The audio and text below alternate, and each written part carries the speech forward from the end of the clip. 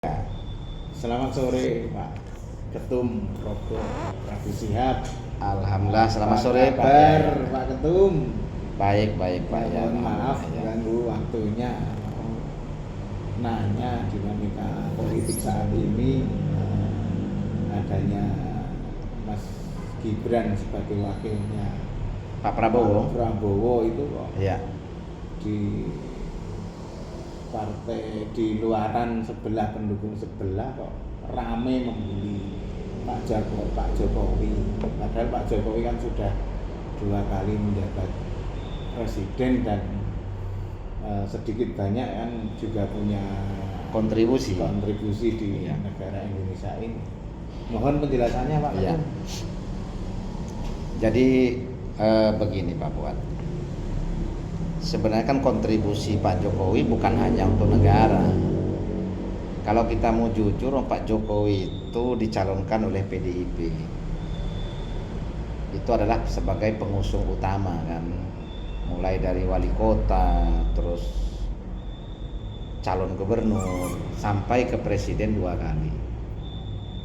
Tapi kan ada satu hal sebenarnya yang tidak boleh kita abaikan. Sebelum Pak Jokowi itu dicalonkan resmi oleh PDI, Pak Jokowi itu juga sudah diusung oleh partai-partai lain.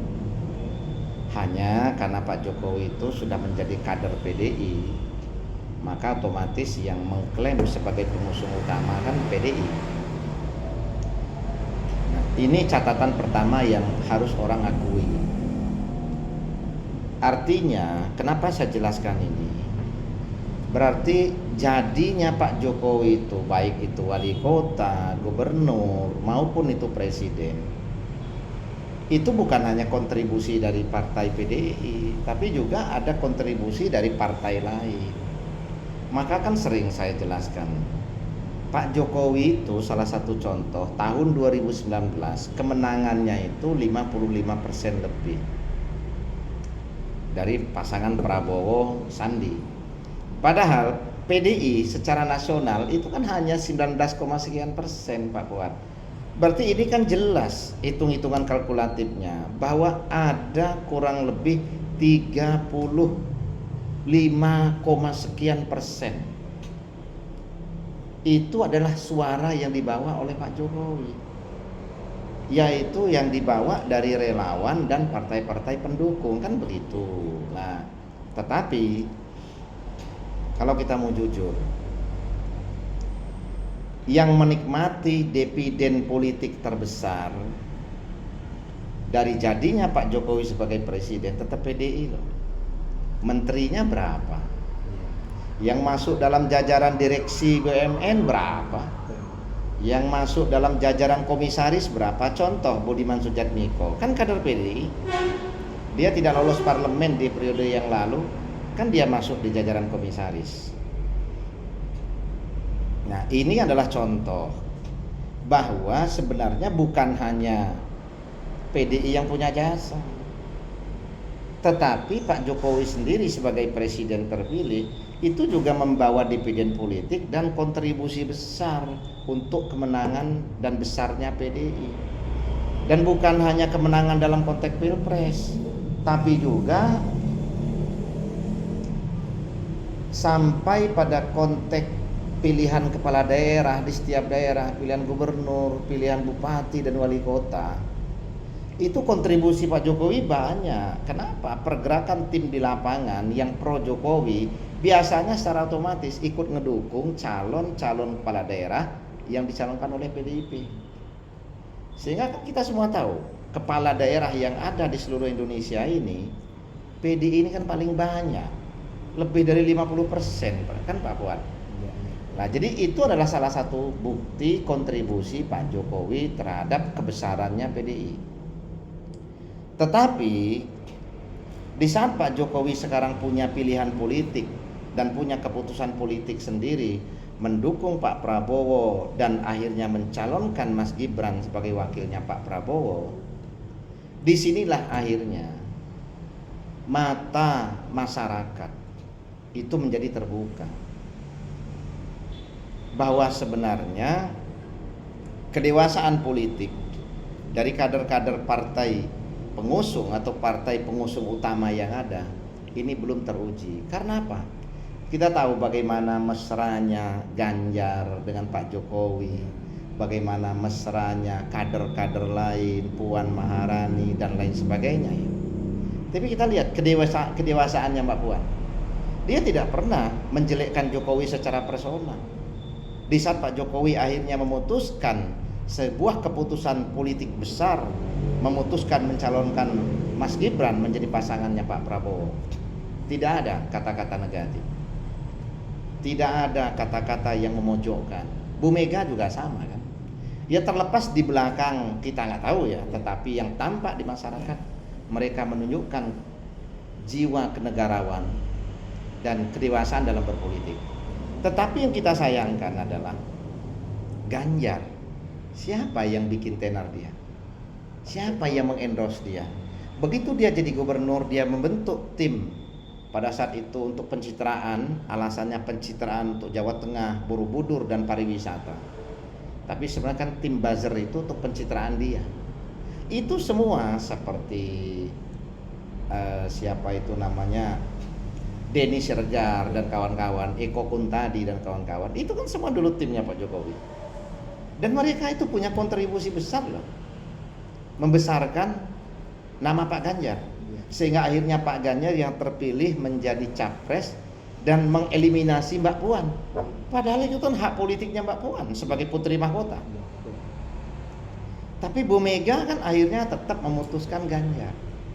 Apakah dalam proses memutuskan Ganjar ini ada ketersinggungan atau ada ketidakpuasan dari Pak Jokowi? Kita kan nggak tahu. Itu urusan privat mereka ya. Akan tetapi yang jelas dengan sikap Ganjar, yang dia besar ada kontribusi Jokowi, yang dia tadinya jelas bawahannya Pak Jokowi kan sebagai gubernur, dan yang tadinya memuji di saat masih dekat dan ada kepentingan, sekarang menjelekkan, mengkritik. Nggak beda dengan pasangan Amin. Bahkan sekarang kritikan-kritikan Ganjar ini lebih keras dari kritikan Anies. Akhirnya masyarakat bisa menilai bahwa sebenarnya di antara calon pemimpin ini, mana sih yang lebih dewasa? Mana yang lebih bermartabat? Mana yang lebih punya jiwa kenegarawanan? Kan begitu. Seharusnya nggak pantas.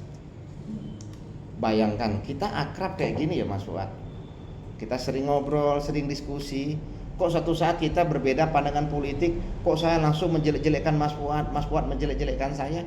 Ini menunjukkan bahwa kerdilnya jiwa politik kita, kerdilnya jiwa kita secara pribadi. Lalu bagaimana kita ini bisa mengakomodir semua kepentingan rakyat? Bagaimana kita bisa memperjuangkan dan adil dalam konteks menegakkan hukum dan menegakkan kedaulatan ekonomi rakyat?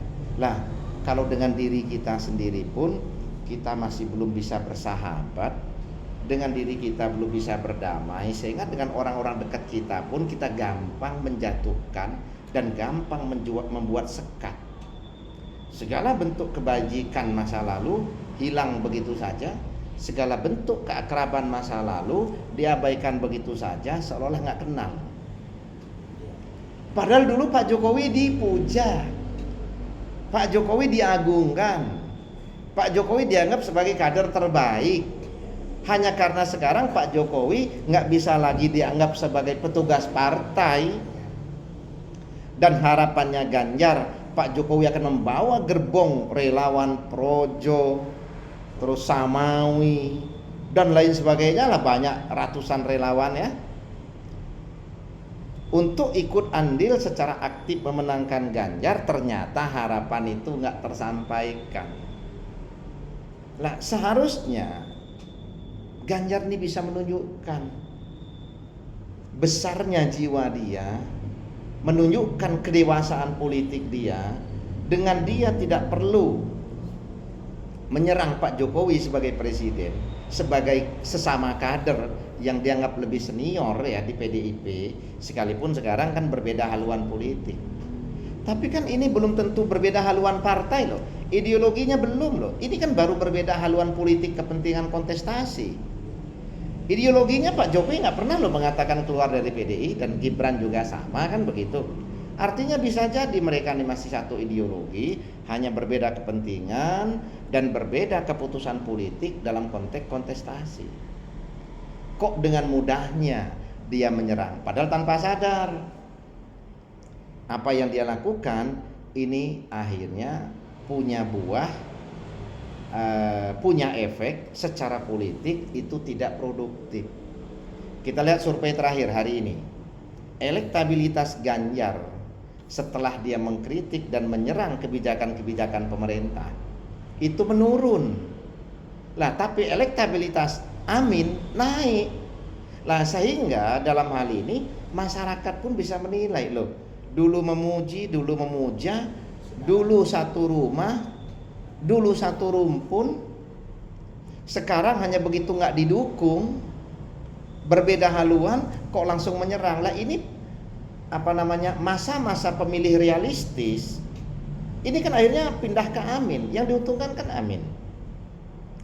Padahal seharusnya kalau Ganjar ini cerdas, dia seharusnya bagaimana dia memposisikan diri dalam satu sikap kedewasaan politik yang baik, yang matang, dia bisa mengambil celah untuk mendapatkan dukungan dari pemilih Pak Jokowi. Kan nggak 100% kan pendukung Pak Jokowi di luar PDI itu akan ke Mas Gibran, nggak 100% akan ke Prabowo kan, karena nggak ada di dunia ini yang 100%. Tetapi dengan sikap Ganjar seperti itu, ini fakta loh, hasil survei terakhir Amin naik, Ganjar turun. Lah maka Mbak Puan sendiri kan akan mengevaluasi, baca di media hari ini dan kemarin Mbak Puan akan mengevaluasi dan terkait apalagi penilaian Ganjar masalah penegakan hukum ya.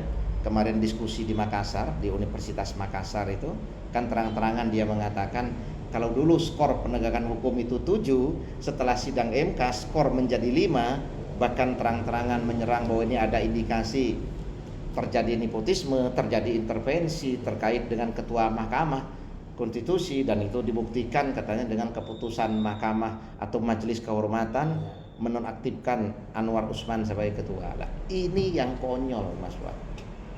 Kita dipertontonkan dari sikap politik calon pemimpin yang hanya memuji di saat ada di pihak dia, tetapi di saat tidak berada dalam satu garis, dalam satu kepentingan, dengan seenaknya mengatakan dan menyerang dengan kalimat yang sebaliknya.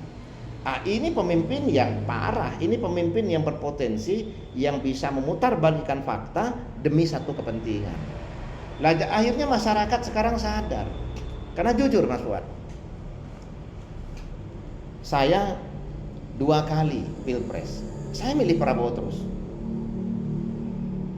Saya tidak suka dengan Pak Jokowi. Tapi apakah saya pernah berpikir di saat Pak Jokowi jadi presiden bahwa dia tidak pantas? Enggak. Lah itu keputusan masyarakat. Enggak bisa sebuah strategi atau reka daya manusia untuk menjadikan seseorang politik menjadi presiden, seorang tokoh politik menjadi pemimpin nasional, enggak bisa. Itu tetap ada intervensi tangan Tuhan. Nah, 270 juta loh masyarakat kita. 200 juta lebih pemilih. Mana ada yang bisa ngatur suara 200 juta? Tetap ada intervensi tangan Tuhan. Sehingga di saat Pak Jokowi terpilih, berarti itulah yang terbaik. Dialah yang paling pantas pada saat itu kan. Apakah yang tidak terpilih itu tidak pantas? Belum tentu juga. Bisa jadi karena memang belum waktunya. Dan sekarang memang karena sudah waktunya Pak Prabowo kan. Siapa yang nyangka Pak Jokowi akhirnya mendukung Pak Prabowo? Siapa yang nyangka akhirnya Pak Jokowi memutuskan Mas Gibran, yang tadinya jelas Mas Gibran itu umurnya kan di bawah standar yang menjadi ketentuan capres dan cawapres. Tetapi ini kan alam, ketentuan Tuhan yang mendorong tergeraknya banyak pihak untuk melakukan judicial review. Ini nggak ada orang itu menganggap ini suatu yang kebetulan. Bukan, ini sudah alur dari proses alam, memang harus sampai dan melalui proses seperti itu. Jadi nggak bisa kita terus sekarang menyalahkan secara sepihak bahwa MK ini sudah bobrok. Enggak. Kita nggak bisa lepaskan intervensi tangan Tuhan.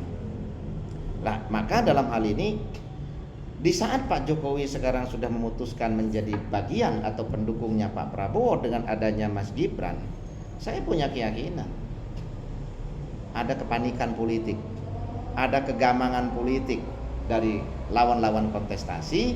Akhirnya mereka tidak mampu bersikap objektif dan melakukan satu kajian strategis sehingga mereka tidak salah narasi. Jadi karena kegamangan dan kegalauan mereka jadi salah narasi, dan akhirnya mereka menunjukkan sejatinya diri mereka, menunjukkan kualitas personality mereka, bahwa mereka memang belum layak, belum pantas. Jadi yakin aja, dengan kejadian ini semakin mereka menyerang, semakin mereka negatif, satu putaran kita menang, Pak. Yakin Prabowo Gibran satu putaran. Ini semua alam sudah mendorong, tapi bukan berarti kita harus overconfident, terus kita lalai, terus mengabaikan kerja teknis. Tidak boleh. Kerja teknis itu sebuah keniscayaan, tetapi karena kita tahu bahwa alam ini memang condong, alam memang yang sudah bergerak, karena ini sudah masanya reinkarnasi Nayo Genggong Sabdo Palon, yaitu kembalinya adanya Dewan Penasehat Raja atau Batara Sabto Prabu dalam konsep Nuswantoro. Dan siapa itu? Pak Jokowi. Karena konsep Pak Prabowo berkelanjutan, mau nggak mau memposisikan Pak Jokowi sebagai penasehat. Ditambah lagi secara biologis, ini Mas Gibran ini anaknya. Artinya ini menguatkan lagi posisi Pak Jokowi sebagai Batara Sabto Prabu. Jadi kita ini sebenarnya dalam setiap proses politik ini nggak lepas dari reinkarnasi sejarah, dari proses sejarah yang berulang, Mas Fuad. Dan ini saatnya yaitu reinkarnasi Nayo Genggong Sabdo Palon. Dan itu adalah yang punya posisi tersebut adalah Prabowo dan Gibran, selepas adanya proses tikus viti anoto baris atau rakyat kecil menata barisan. Nah, jadi yakin Mas Fuad, tapi kita juga harus bergerak, sehingga terkait dengan dinamika dan eskalasi politik sekarang yang terus menyerang, kita sikapi dengan bijak dan dewasa. Seperti kata Mas Gibran, dikasih senyum aja. Kalau kata Pak Prabowo, dibawa berjoget katanya kan. Makanya sekarang ini kan jadi kalangan milenial dan Gen Z ini yang notabene hampir 60% pemilih, ini 42% hasil survei ini ke Prabowo Gibran. Nah, jadi sekarang banyak potensi dividen politik yang mengerucut, akhirnya yang bisa membuat Prabowo Gibran menang satu putaran. Apalagi ditambah dengan kerja teknis kita di Progo adalah salah satu organisasi nanti yang ingin melengkapi proses teknis di lapangan lewat program ekonomi kerakyatan yang kita buat. Karena nggak main-main. Target kita kan 3 juta kelompok. Di zona A, Jawa Tengah, Jawa Timur, dan Jogja ini zona kekalahan. Bagaimana kita kejar kekalahan di zona A ini, yang di Jawa Tengah itu kemarin Prabowo hanya 22%, kita kejar menjadi 50%. Di Jawa Timur yang 35 sekian persen, kita kejar menjadi 50%. Di Jogja juga sama, yang hanya sekitar 20, sekian persen. Nah, kita kejar menjadi 50% juga. Di saat kita bisa menang di zona A dengan target 1,5 juta kelompok, maka potensi 15 juta suara yang terkoordinasi dengan baik dalam kelompok usaha. Di zona B, zona kemenangan, Jawa Barat, Banten, Bengkulu, Lampung, ini kan termasuk zona kemenangan. Maka Lampung kita hanya pilih 2 kabupaten. Di sini di zona kemenangan ini cukup kita pertahankan dari potensi penggerusan yang dilakukan oleh keluarnya PKS dari Prabowo dan munculnya Anies, kan begitu. Nah, dengan kita pertahankan di zona B, lalu kita menangkan di zona A, maka insya Allah 50% di Jawa Timur, 50% di Jawa Tengah, dan di atas 50% juga di Yogyakarta, Prabowo Gibran jelas menang satu putaran. Begitu Mas Fuad. Ya. Terima kasih penjelasannya, Pak. Ya, sama-sama Mas Fuad ya. Nanti kita teman-teman kita ngobrol lagi. Yang jelas Prabowo Gibran menang menang Satu putaran. Satu putaran.